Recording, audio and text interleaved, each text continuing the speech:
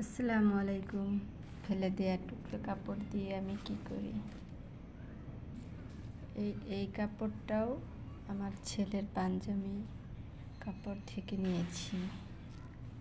এখন এটা দিয়ে আমি কুশন কভার বানাবো, দেখতে থাকুন।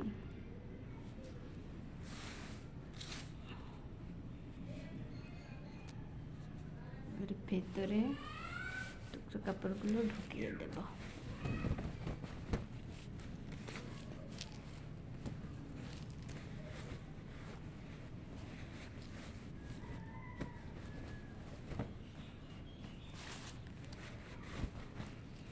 আবার পুরনো কাপড় চোপড় যেগুলো আছে এগুলো ড্রয়ারে রাখলে